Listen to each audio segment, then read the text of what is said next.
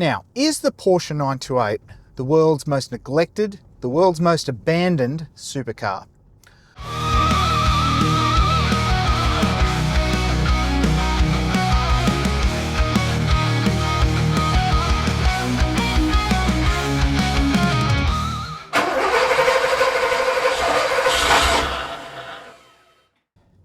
G'day everyone, I'm Chris and welcome to Outback Outcasts.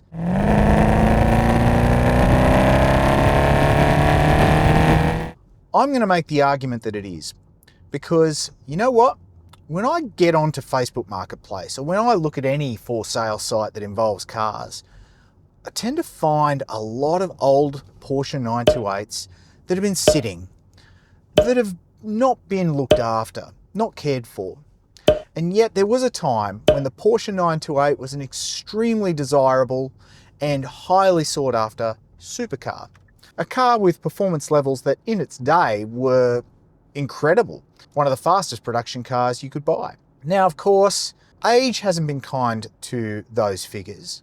And I think it's easy to forget just how impressive some of the performance figures for the Porsche 928 were when it was released. And as a new car, how it measured up to its competition. The Porsche 928 was a very impressive vehicle, 50-50 weight distribution, power figures in excess of 300 horsepower at a time when, in other jurisdictions, high-powered cars were considered anything with more than 200 horsepower. And I think that in and of itself says something about how special the Porsche 928 was as a new vehicle. But of course, time marches on, doesn't it? And whilst Porsche had always expected the 928 to become the flagship of its fleet and maybe to stay that way over time, things changed. The Porsche 911 remained Porsche's most desirable model, and certainly as a classic car, it remains so today. Whereas the Porsche 928 instead reverted to something of a forgotten classic, a cult classic maybe, which also suffered significant value depreciation over time, and that affected how many were preserved, how many were saved, and how many were not looked after and potentially became unserviceable and ultimately were abandoned or scrapped. Now, it's also interesting to note that there are a lot of Porsche 928s around still today. Now, even in Australia, which is not a large country by population, if you jump onto the for sale sites where you would routinely go to look at buying a car of any kind, including a classic car, you will find a large number of Porsche 928s for sale. Now, this is a car that was sold in relatively low numbers in this country, but still, compared to maybe other supercars, Ferraris and Lamborghinis, there were definitely more Porsche 928s sold than those vehicles. But still, as far as cars go, I would say Porsche 928s were not the most common thing you saw on the roads, even when they were new. Yet, you can buy a Porsche 928 today in pretty much any jurisdiction and in pretty much any condition, which is an interesting point to make. The condition I'm interested in, though, is poor. The number of these formerly supercar type vehicles, which are in extremely poor condition, in need of restoration, and even in need of major work just to run again, that have been neglected to the point where just getting them running is a challenge. And having experienced this challenge for myself recently, I can tell you that there are some reasons for this. And I think they go to a number of factors. The first of these factors being the depreciation factor we talked about before.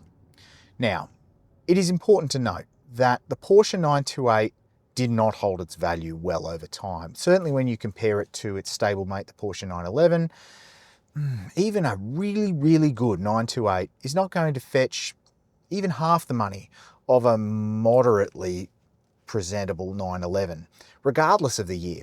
Now that's in Australia, of course. Your mileage may vary in your own jurisdiction, but certainly in Australia, you would much rather own a 1985 Porsche 911 in any condition than a Porsche 928 in excellent condition. And I think that that's fair to say, maybe in a lot of jurisdictions, not just Australia. Now, and that situation was probably even more extreme 10 or 20 years ago.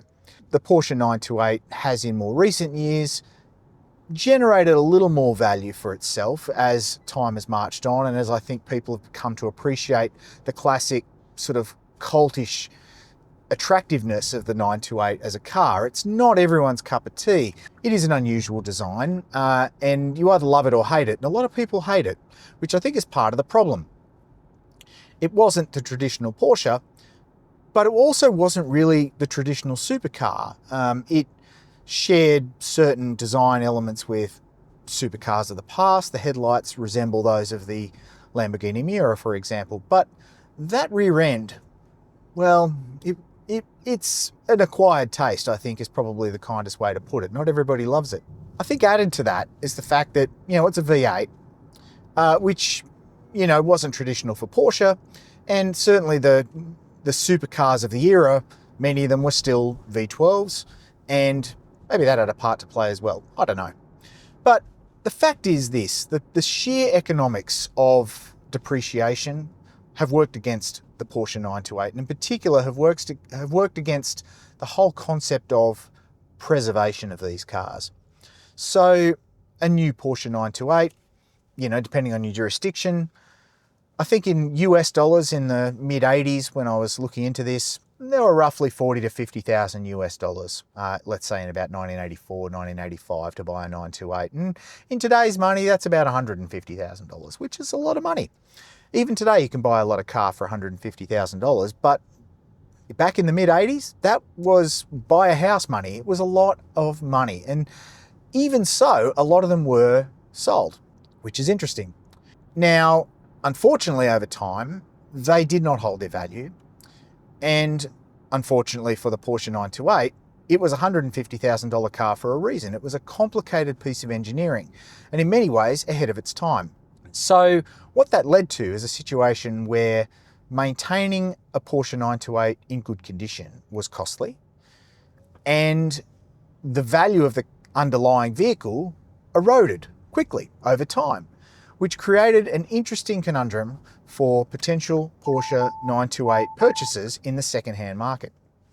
So that, I think, is an interesting thing to bear in mind, because now, if you are a new owner of a Porsche 928, you are in a car that you've paid in modern dollars $150,000 for, and yet if you were to put it on the market, it might only be worth $20,000 or $30,000 or $40,000. Now that didn't happen overnight, of course. Porsche 928 depreciation didn't fall like a stone, as I understand it. It took time, but they did not hold their value as a classic car. They did not maintain their value, and what happened is over time they became an accessible car for people who probably shouldn't have bought them. And even as maybe a relatively new second-hand car in the, say, the mid to late 1990s, where you could maybe get one for a far lower sum than maybe you could buy a similar Italian supercar of the same era, then you had people buying them because they could own a Porsche. They could own a Porsche 928 for a very modest sum of money. Now, the people who could buy a Porsche 928 for a very modest sum of money often couldn't maintain a Porsche 928, certainly not to the standard that it required.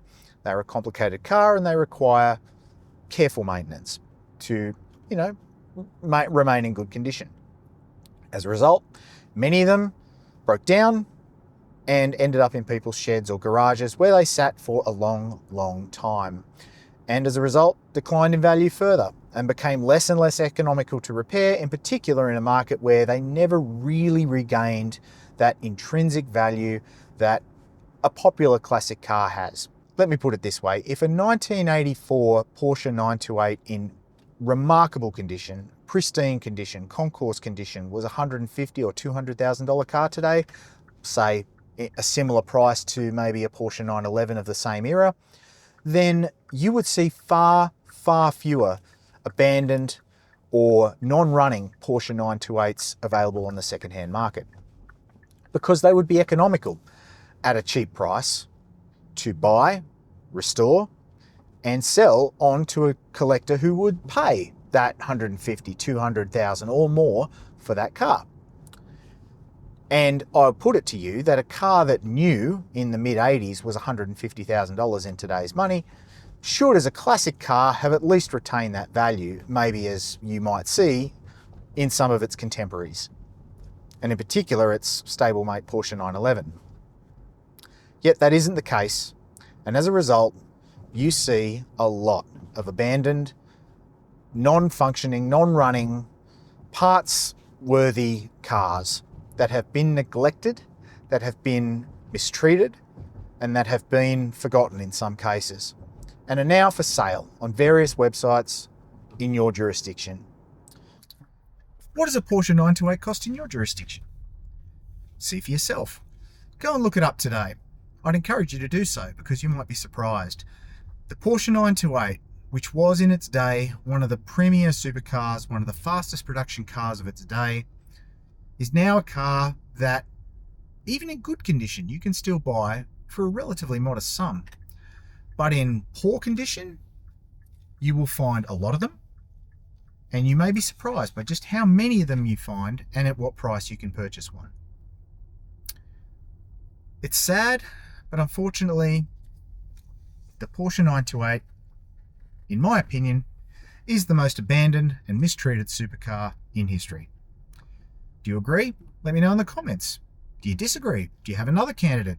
Let me know in the comments too. I'd be interested to hear what you have to say. I'm Chris, this is Outback Outcasts, and I'll see you soon.